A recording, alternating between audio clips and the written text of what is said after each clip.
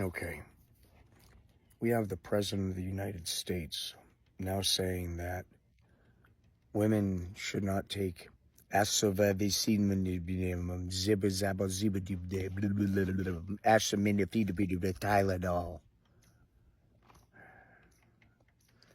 because he has a feeling it leads to autism. This is the President of the United States saying that Tylenol leads to autism.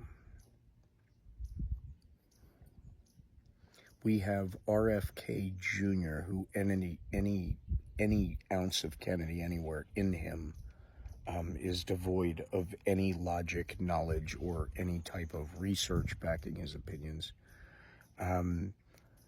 uses this orange turd to a position of power somehow enough to say his recommendations won't be covered by insurance. So when he says he's not taking any, say, immunizations away from people, what he's actually saying is he's not recommending them that they're taken.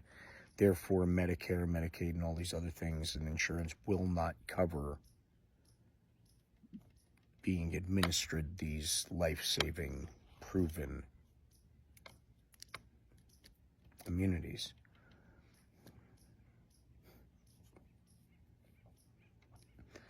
We have an entire administration writing jobs numbers and economic reports by Sharpie and a dartboard.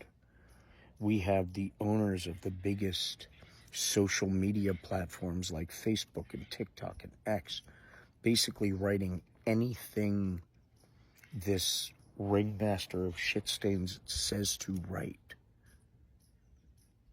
There is no longer history we can look up in the Smithsonian Museum, because anything that shows imperfection of history or having to learn lessons in history doesn't exist, or is rewritten to be whitewashed in the hiling eyes of Hitler himself, that paints atrocious moments in history like slavery as a work study program with nothing but positives to offer black lives. They have twisted the reality of day-to-day common sense speech to accept stupid, ridiculous comments like drink Lysol to get rid of COVID, or we're going to lower drug prices 1,500%.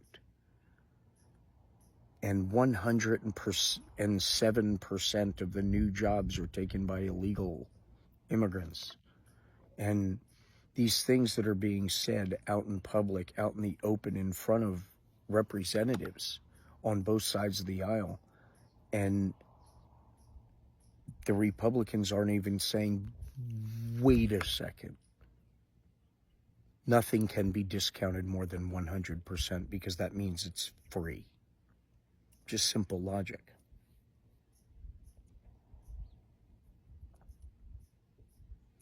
The problem is the blind allegiance to the stupidity.